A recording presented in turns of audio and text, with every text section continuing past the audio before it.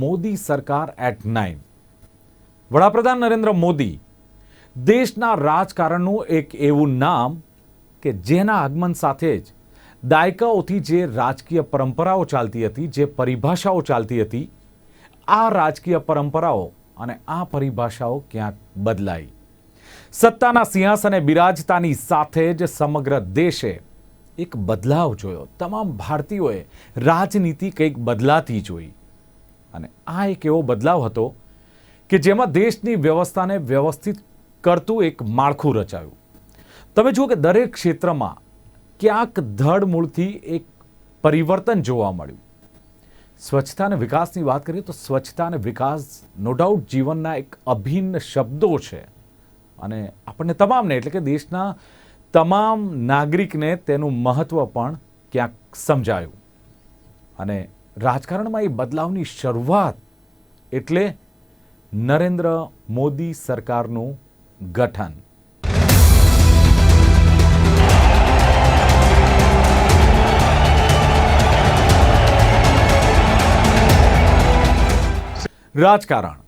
રાજકારણ કોને કહીશું? તો રાજકારણ જેમાં સત્તા પરિવર્તન અને પુનરાવર્તન આ બંને બાબતો સામાન્ય છે. ક્યાંક તમને સત્તાનું પરિવર્તન જોવા મળે છે તો ક્યાંક સત્તાનું પુનરાવર્તન જોવા મળે છે. તમે જુઓ કે વર્ષ 2014માં જ્યારે લોકસભાની ચૂંટણી યોજાઈ અને આ ચૂંટણીમાં પણ એક નવી સરકાર રચાઈ. કેન્દ્રની સત્તા કોંગ્રેસના હાથમાંથી સરકી અને ભારતીય જનતા પાર્ટીના હાથમાં સત્તા આવી અને પાર્ટીએ વડાપ્રધાનની વરણી કરી અને પસંદગીનો કળશ નરેન્દ્ર મોદીના નામે મૂક્યો. અને હું તો કહું છું, આ સાથે જ એક પરિવર્તનના નવા યુગની ક્યાંક શરૂઆત થઈ. અને તમે જુઓ કે આ પરિવર્તનની શરૂઆતને આજે 9 વર્ષ પૂર્ણ થયા છે. તો ચાલો નરેન્દ્ર મોદી સરકારના 9 વર્ષના લેખાજોખા પર એક કરીએ નજર. 26 મે 2014 દેશના રાજકારણના ઇતિહાસનો એક એવો દિવસ જ્યારે ભારતીય જનતા પાર્ટીની સરકાર રચાઈ. ભારત દેશને 14માં નવા વડાપ્રધાન મળ્યા. નામ નરેન્દ્ર દામોદર મોદી. રાજકારણની વ્યવસ્થામાં સામાન્ય લાગતી આ પ્રથા એક અણધાર્યા પરિવર્તનની શરૂઆત હતી. દેશની પ્રજાને રાજકીય પાર્ટીઓ આ બદલાવની સાક્ષી છે.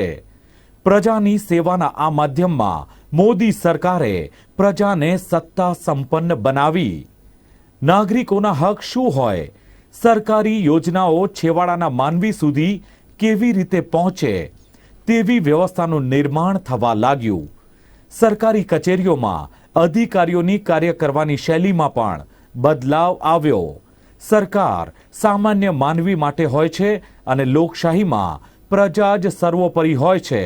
આ વાત અને આ વિચાર વહેતો થવા લાગ્યો.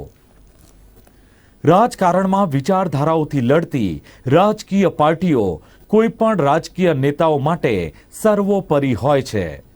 પરંતુ ભારતીય જનતા પાર્ટીમાં માત્ર નરેન્દ્ર મોદીના નામથી વોટોનો વરસાદ થાય છે.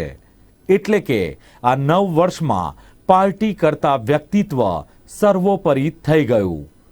રાજકારણ માત્ર અનુભવીને પ્રૌઢ લોકોનું ક્ષેત્ર છે તેમાં કારકિર્દી ન બની શકે. આ વિચારને તિલાંજલિ અપાઈ. નવા વિચારો સાથે યુવાઓ રાજકારણમાં જોડાવા લાગ્યા. આ વિચારની ભેટ નરેન્દ્ર મોદી સરકારે આપી. સ્વચ્છતા જેવા નાના નાના મુદ્દાઓ જાહેર જીવનમાં કેટલા જરૂરી છે તે વાત દેશનો દરેક નાગરિક આ 9 વર્ષમાં શીખ્યો. અનેક જાગૃતિ અભિયાનો દ્વારા સ્વચ્છતાની જ્યોત પ્રગટાવી. જો કે આટલા વર્ષો બાદ પણ સરકાર તેટલી જ કાર્યરત અને સક્રિય છે જેટલી પ્રથમ વર્ષે હતી. તો ચાલો આ મુદ્દે હજુ વધુ સમજીએ જાણીતા વરિષ્ઠ પત્રકાર દેવેન્દ્ર પટેલ પાસેથી. ભારતના લોકપ્રિય વડાપ્રધાન નરેન્દ્ર મોદી વડાપ્રધાન બન્યા પછીના એમના કાર્યકાળના 9 વર્ષ પૂરા કરી રહ્યા છે. આ તો પ્રશાસનિક જવાબદારી તો એમણે 2001થી મુખ્યમંત્રી બન્યા ત્યારથી સંભાળી હતી અને એમાં જબરદસ્ત સફળતા મળ્યા બાદ છેલ્લા 9 વર્ષથી તેઓ આ દેશના વડાપ્રધાન છે. આ દેશને આઝાદ થયે 75 કરતાં પણ વધારે વર્ષ થયા. એ દરમિયાન ઘણી બધી ઘટનાઓ ઘટી ગઈ અને રાજનીતિમાં અનેક પ્રકારના પરિવર્તનો આવ્યા. પરંતુ વડાપ્રધાન પદે આવ્યા પછી જ્યારે નરેન્દ્રભાઈએ પોતાનું એમની શાસનની ધુરા સંભાળી ત્યારે એમને 2 પ્રકારની વાતને 360 ડિગ્રીનો એમણે ફરક લાવી દીધો. વહીવટી તંત્રમાં અને દેશની રાજનીતિમાં પણ. જો રાજનીતિની વાત કરું સૌથી પહેલાં, તો એ વડાપ્રધાન થયા પછી એમણે ભારતીય જનતા પાર્ટીને આ દેશની મોટામાં મોટીની વિશ્વની મોટામાં મોટી પોલિટિકલ પાર્ટી બનાવવા માટેનો એ ચહેરો બની રહ્યા. નંબર 1. આ દેશમાંથી પરિવારવાદને એમણે ખતમ કરી નાખ્યો. નંબર 2. અને આ દેશની એમની ભારતીય જનતા પાર્ટીને એમણે કેડર બેઝ પાર્ટી બનાવી દીધી કે થોડાક જ માણસોના હાથમાં સત્તા હોય અને એ બીજાની પર શાસન કરતા હોય એવું ન કર્યું. સામાજિક સમરસતાનું પણ ઉદાહરણ આપ્યું. પરંતુ આજે વડાપ્રધાન નરેન્દ્રભાઈ મોદી જ્યારે એમના વડાપ્રધાન તરીકેના કાર્યકાળના 9 વર્ષ પૂરા કરી રહ્યા છે ત્યારે આપણે એક વાત નોંધવી જોઈએ કે 75 વર્ષ પછી આ દેશની રાજનીતિમાં નહીં પણ એના પ્રશાસનમાં ઘણા બધા પરિવર્તનો આવ્યા. સૌથી પહેલાં તો એ કે એમના આવ્યા પહેલાં અધિકારીઓ પોતાની મરજીથી ઓફિસમાં આવતા, મરજીથી ઓફિસમાંથી જતા રહેતા. એના બદલે તેમણે દેશના તમામ સરકારી અધિકારીઓને સવારે 10:30 વાગે ઓફિસમાં આવવાનું ફરજિયાત બનાવી દીધું. તેઓ આગામી વર્ષોમાં કે 1 વર્ષમાં કે 6 મહિનામાં શું કાર્ય કરવા માગે છે એના માટે એમણે પોતાનું એક પોતાની રજૂઆત માટેના પેપર્સ પણ તૈયાર કરવામાં આવ્યા. અને 1 વર્ષ પછી એમણે શું કામ કર્યું, એમાંથી કેટલો અમલ થયો, એના રિપોર્ટ કાર્ડ પણ એમણે માગવાના શરૂ કર્યા. એટલે અધિકારીઓને જવાબદાહી એટલે ઉત્તરદાયિત્વની રિસ્પોન્સિબિલિટી એમના માથા પર આવે એ પ્રકારનું એમણે બનાવ્યું. હવે જો સૌથી પહેલાં આપણે દેશની આંતરિક પરિસ્થિતિની વાત કરીએ તો નરેન્દ્રભાઈ વડાપ્રધાન થયા પછી આ દેશમાં કોમી રમખાણો થયા નથી. લોકો ગમે તે વાત કરતા હોય પણ એકંદરે બાય એન્ડ લાર્જ આ દેશના લોકો શાંતિથી સમરસતાથી રહે છે અને એક પણ કોમી તોફાન થયું નથી. આ એક સૌથી મોટી વાત. ગુનેગારો હવે ડરી રહ્યા છે. ભ્રષ્ટાચારીઓ પર એમણે મજબૂત લગામ કસી છે અને એક પછી એક બધા ભ્રષ્ટાચારીઓને હવે જેલમાં પૂરવામાં આવી રહ્યા છે. એમાં કોઈની પણ સામે કોઈ પણ શરમ વગર. સૌથી મોટી અગત્યની વાત. હવે દેશને એમની આંતરિક સુરક્ષાને પણ એમણે મજબૂત બનાવી. સૌથી મોટી સમસ્યા એ જમ્મુ અને કાશ્મીરના સ્પેશિયલ સ્ટેટસની હતી. જમ્મુ અને કાશ્મીરમાં 370મી એક ધારા હતી જેના કારણે એને એક સ્પેશિયલ સ્ટેટસ મળતું. દાખલા તરીકે જમ્મુ અને કાશ્મીરમાં રહેતો કોઈ પણ નાગરિક મુંબઈ કે દિલ્હીમાં 5 કરોડ રૂપિયાનો કે 10 કરોડ રૂપિયાનો બંગલો ખરીદી શકે, પણ દિલ્હીમાં કે મુંબઈમાં રહેતો નાગરિક જમ્મુ કે કાશ્મીરમાં 5000 રૂપિયાનું ઝૂંપડું પણ ન ખરીદી શકે. એ પ્રકારની એક જોગવાઈ જમ્મુ અને કાશ્મીર માટે હતી. એ જોગવાઈને એમણે ખતમ કરી નાખી. જમ્મુ અને કાશ્મીરને ભારતના બીજા રાજ્યોની બરાબર સરખામણીમાં એમણે મૂકી દીધું અને દેશમાં બધા જ રાજ્યોને એક પ્રકારના સમાન દરજ્જામાં એમણે લાવી દીધા. બીજી વાત, या नमस्ते. मैं आपको सबसे पहले बता दूं कि हम कई बार मार्केटिंग को बहुत अच्छा प्रोफेशन नहीं बोलते हैं, बट एक्चुअली दुनिया में मार्केटिंग के बिना कोई काम हो ही नहीं सकता है. और जो मैं आपको ओपिनियन दे रहा हूं ब्रांड मोदी के ऊपर, ये कोई पॉलिटिकल फेवर या पॉलिटिकल पार्टी की तरफ से नहीं बोल रहा हूँ, but as a professional who has been practicing branding and advertising since many years, उसके हिसाब से मैं आपको ब्रांड मोदी के बारे में बात करूँगा. ब्रांड मोदी जो है उसमें उन्होंने सारे एलिमेंट वो यूज़ किए हैं जो एक परफेक्ट ब्रांड मैनेजर को यूज़ करना चाहिए. पहली चीज़ ये है कि हमें हमारे टारगेट ऑडियंस को पहचानना चाहिए कि हमारा टारगेट ऑडियंस कौन है. तो ब्रांड मोदी ने बहुत अच्छी तरह से पहचान लिया है कि हमारा जो कंट्री है उसमें मैक्सिमम पॉपुलेशन यूथ की है और यूथ को पहचानते हुए यूथ से ही कनेक्ट करते हैं और यूथ से ही बात करते हैं. दूसरी बात है कि एक ब्रांड के अंदर एक मैसेज होना चाहिए, इंपॉर्टेंट मैसेज होना चाहिए जो कि रिलेवेंट होना चाहिए टारगेट ऑडियंस के साथ. और वो रिलेवेंट वाला जो मैसेज है वो ये है कि ग्रोथ जो होता है वो सबको रिलेवेंट होता है. भले ही वो 10 साल का बच्चा हो या 60 साल का बूढ़ा हो, बट यंगस्टर्स के लिए या बूढ़े के लिए, सबके लिए growth is the message which is relevant to everyone. वो सभी के लिए रिलेवेंट होता है। तो वो मैसेज को पकड़ के रखा है उन्होंने कि जो मेरा एजेंडा है वो ग्रोथ का है। That is the second thing. Plus उन्होंने जो मीडियम यूज़ किया, मीडियम मतलब जो कम्युनिकेशन करने के लिए या अपने बारे में बात करने के लिए जो मीडियम यूज़ किया है, वो लेटेस्ट कंटेम्प्रेरी टूल को भी बहुत अच्छी तरह से यूज़ करते हैं। जैसे ट्विटर है, सोशल मीडिया है, और यूथ के साथ कनेक्ट करने के जो चीज़ें करनी होती है, he is using it, which a perfect brand manager will do it. મિત્રો, ભારત મહાન છે. ભારત દેશ વિવિધતામાં એકતાવાળો દેશ છે અને ભારત દેશ વિશ્વની સૌથી મોટી લોકશાહી ધરાવતો પણ દેશ છે.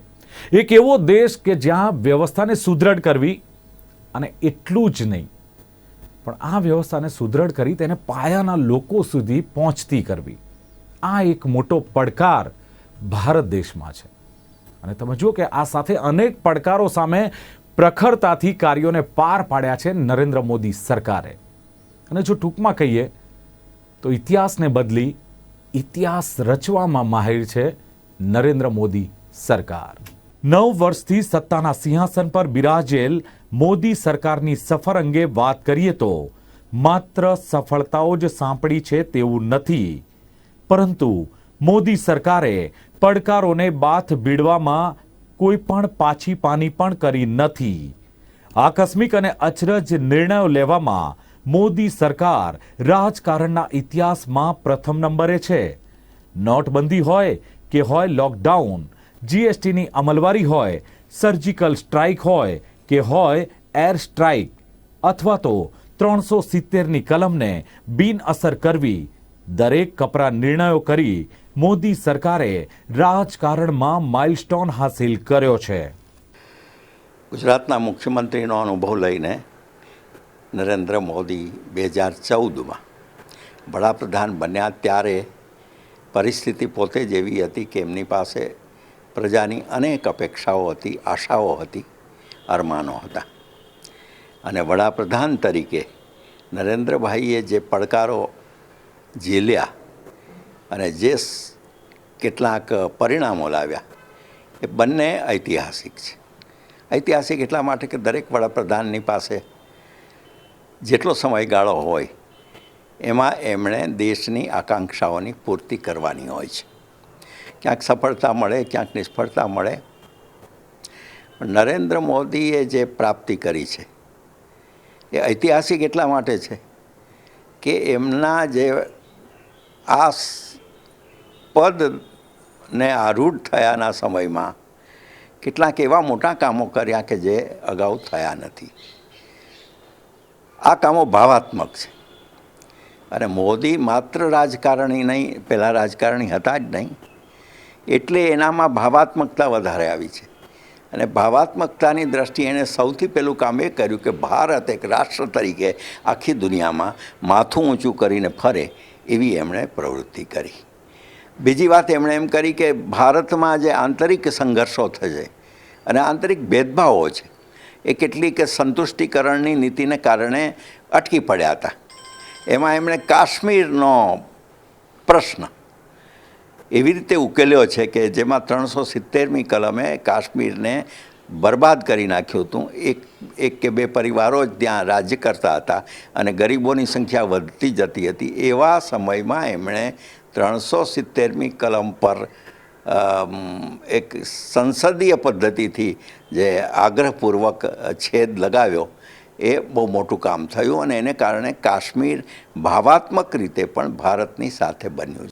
Shri Narendra Modi as prime minister बहुत सारे रंगों में आगे बढ़ा है, बहुत सारी दिशा में आगे बढ़ा है. इकोनॉमी तो है ही, और पॉलिटिकल पावर तो आप रिसेंटली ऑस्ट्रेलिया के प्रधानमंत्री ने उनको बॉस कहा, तो मतलब इंटरनेशनल स्टैंडिंग में बहुत सारा इन्फ्लुएंस हो चुका है, इकोनॉमी बढ़ रही है, सब ठीक है. मगर अक्सर ये प्रश्न सब लोग पूछते हैं कि स्पिरिचुअल एस्पेक्ट क्या हुआ, स्पिरिचुअली कुछ हुआ है कि नहीं है. इसके बारे में मैं इतना कहूँगा कि मोदी जी हर जगह में रीच आउट करते हैं जहाँ आध्यात्मिक प्रयत्न हो रही है और ऑर्गेनाइजेशंस हैं जैसा कि रामकृष्ण मिशन से टच में रहते हैं, जाते रहते हैं, औरबिंदो आश्रम से टच में रहते हैं, और औरबिंदो जो बर्थ एनिवर्सरी, डेथ एनिवर्सरी है, उसको बहुत सारी प्रिपरेशन से उन्होंने उसका आदर किया और बहुत सारे योगा क्लासेस वगैरह जेल्स में कंडक्ट किए, जिसमें सत्संग फाउंडेशन का भी एक भाग है। और ऐसे स्पिरिचुअल एंटिटीज़, मतलब आध्यात्मिक ऑर्गेनाइजेशन से लगातार टच में रहते हैं, इसमें तो मुझे कोई डाउट नहीं है। इंटरनेशनल योगा डे उनके ही इनिशिएटिव से शुरू हुआ, वो भी चल रहा है। सारी दुनिया में आजकल योगा का इम्पोर्टेंस है, और योग जो है वो आध्यात्मिक है। अच्छा, अब दूसरी बात यह है, अगर आप राम जी को सबसे माने हुए देवता समझते हो भारत के, तो नरेंद्र मोदी जी के प्रधानमंत्री होके रहने के टाइम पे ही अयोध्या में मंदिर बना, और अभी खुल जाएगा थोड़े दिन में। जैसा उन्होंने प्रॉमिस किया था ऐसा ही किया। और ये भी सोचने वाली बात है कि खाली हिंदू धर्म या सनातन धर्म के बीच में ही वो काम करते हैं, ऐसा नहीं है। इस बीच में उन्होंने सीरियन क्रिश्चियन चर्च के बिशप्स को, पूरे हेड्स को मीट किए, उनसे उन्होंने बहुत सारी बातचीत की। जैन साधुओं को मिलते रहते हैं, लामाओं को मिलते रहते हैं, और बोरा मुस्लिम कम्युनिटी के जो सैयदना हैं, सबसे रिस्पेक्टेड लीडर हैं उनके, उनसे तो उनको बड़ा प्यार है, कभी कभी मिलते रहते हैं। तो अब तीसरी बात ये कहना चाहूँगा कि वो भी अपने आप ही एक स्पिरिचुअल प्रैक्टिशनर है, वो भी साधना करते हैं, आध्यात्मिक तरफ चलने वाले आदमी हैं। और अगर आध्यात्मिक तरीके में आप कर्मयोग को मिलाएं तो कर्मयोगी पार एक्सेलेंस है, काम करते हैं, टायर्ड नहीं होते हैं। जो भी लोगों का क्रिटिसिज्म है उसको ऐसे ही वो चलते रहते हैं, कुछ बात नहीं करते हैं उसके बारे में। तो मुझे लगता है कि आध्यात्मिक तरफ जो यात्रा भारत की है उसमें इनका भी बहुत कुछ role honourable prime minister Narendra Modi ji का है। ये मेरा कन्फर्म्ड ओपिनियन है। बस इतना ही कहना चाहता था। नमस्कार। શબ્દોમાં ભાવનાઓ પરોવીને પ્રસ્તુત કરવામાં જો કોઈ માહિર હોય તો એ છે નરેન્દ્ર મોદી, અને આ ભાવનાઓ પરોવીને પ્રસ્તુત કરવામાં હું માનું છું કે નરેન્દ્ર મોદીનો કોઈ જોટો જડે એમ નથી.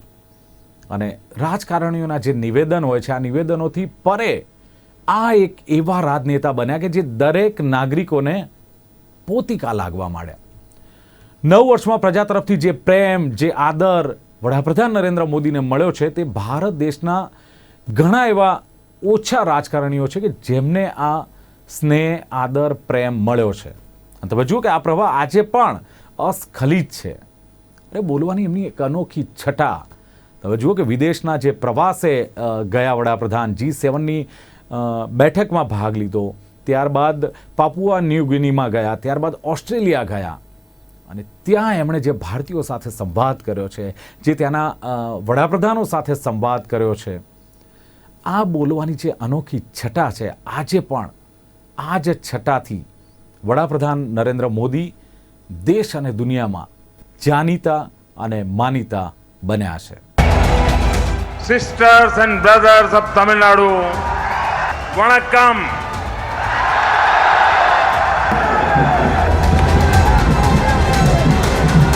This land is special. The people, culture and language of this state are outstanding.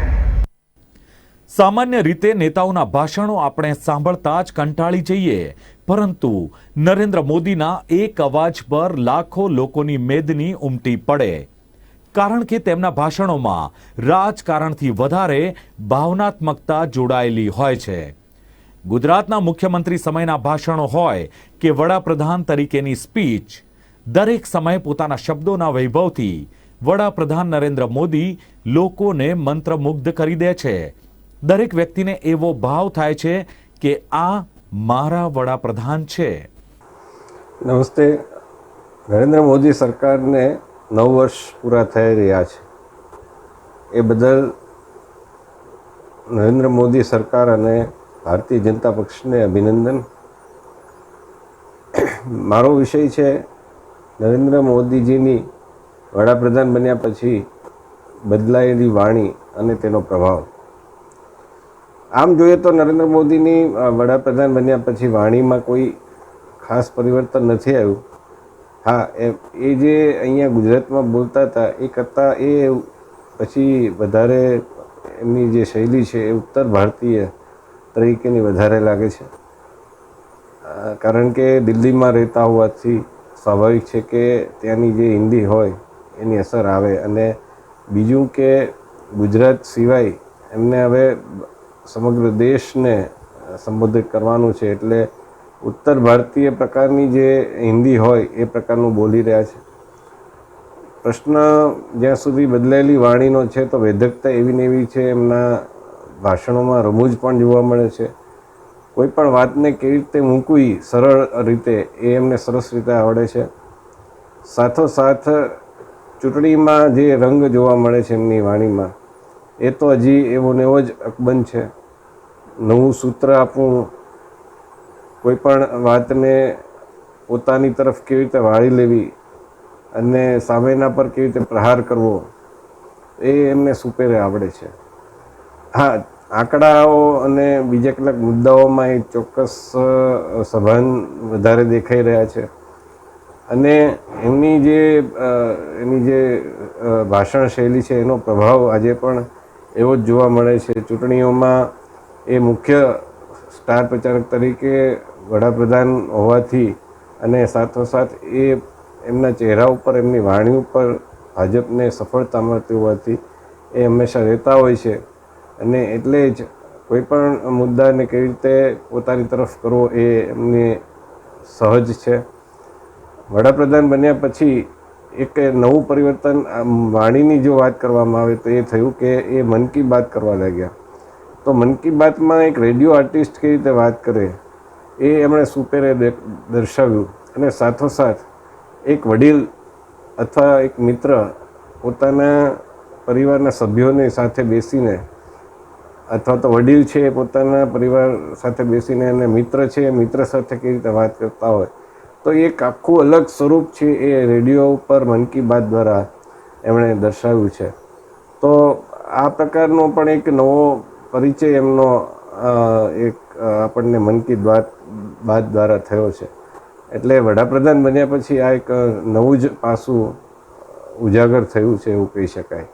2 દાયકાની ખૂબ જ સફળ રાજકીય કારકિર્દી પછી નરેન્દ્ર મોદી હવે એમના રાજકીય કરિયરના ક્રુશિયલ તબક્કામાં પ્રવેશી રહ્યા છે.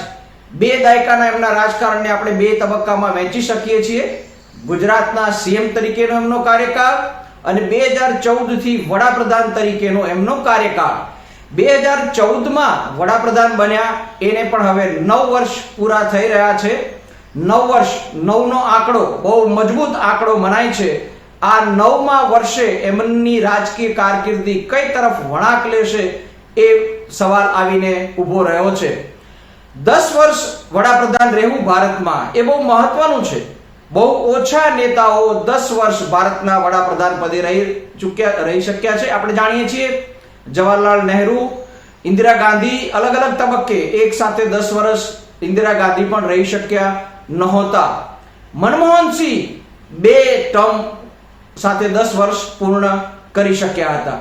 એટલે નરેન્દ્ર મોદી 10 વર્ષ પૂર્ણ કરશે અને પછી જો ત્રીજી વાર જીતશે તો એક નવો જ વિક્રમ ભારતમાં હશે. 3 મુદત માટે અને સતત 15 વર્ષ માટે આઝાદ ભારતના વડાપ્રધાન પદે કોઈ એક વ્યક્તિ રહે એ પોતે એક વિક્રમ રહેશે. પણ એ જો અને તો છે. અને એના માટેનું 10મું વર્ષ એટલે કે 2024નું વર્ષ વધારે અગત્યનું થવાનું છે. આજે 9મું વર્ષ છે ત્યારે એઓ ક્યાં ઊભા છે એ પણ અગત્યનું છે. 9 વર્ષ સુધી પણ એમને આપણે એ જ કહી શકીએ કે જે રીતે ગુજરાતના સીએમ તરીકે સફળ હતા એ રીતે વડાપ્રધાન તરીકે પણ સફળ સાબિત થયા છે. મિત્રો, તમે જુઓ કે વડાપ્રધાન નરેન્દ્ર મોદી જ્યારે જ્યારે વિદેશ ગયા છે ત્યારે એક અલગ છાપ છોડીને આવ્યા છે. અને આ છાપ વડાપ્રધાન નરેન્દ્ર મોદીની નથી, ભારત દેશની એક છાપ છે, ભારતીયોની એક છાપ છે, ભારતની સંસ્કૃતિને ઉજાગર કરતા હોય છે. હમણાં જ G7ની બેઠકમાં ભાગ લેવા માટે જ્યારે જાપાનના પ્રવાસે ગયા, ત્યારબાદ જુઓ તમે કે પાપુઆ ન્યૂગિની, ત્યાં એમણે મુલાકાત લીધી. ત્યાંના પ્રધાનમંત્રીએ તો તેમને પ્રણામ કર્યા અને સાથે જ એમને પ્રોટોકોલ તોડીને આવકાર્યા. સર્વોચ્ચ એમના દેશનો જે એવોર્ડ છે એ પણ તેમણે વડાપ્રધાનને અર્પણ કર્યો. ઓસ્ટ્રેલિયામાં જુઓ તમે 20,000 ભારતીયોને જે એમણે સંબોધન કર્યું ને એમાં ભારત શું છે, મોદી સરકારે શું શું એચિવમેન્ટ છે, શું એચિવ કર્યું છે, એ વાતો તેમણે ત્યાં કરી. અને તમામ નો ડાઉટ ઓસ્ટ્રેલિયામાં રહેતા ભારતીયોની પણ, ઓસ્ટ્રેલિયનને પણ તેમણે ખાસ ભારત આવવાનું આમંત્રણ આપ્યું કે ભારતની સંસ્કૃતિ જુઓ, ભારતનો વારસો જુઓ. અને આમે જોઈએ તો સરકારની જે 9 વર્ષની આ સત્તા છે, આ સત્તાના સફર અંગે જો વાત કરીએ તો હું માનું છું કે ઘણા બધા એવા ક્ષેત્રો છે કે જેમાં વડાપ્રધાન નરેન્દ્ર મોદીએ આમૂલ પરિવર્તન આણ્યું છે.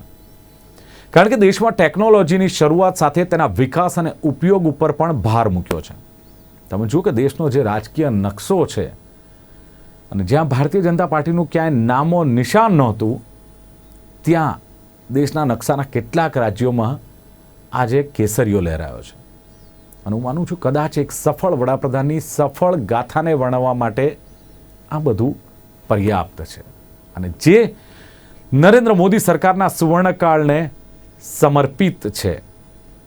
તો આ તો અમારો વિશેષ કાર્યક્રમ મોદી સરકાર એટ 9. ફરી મળીશું એક નવા વિષય સાથે. ત્યાં સુધી રજા આપશો. નમસ્કાર.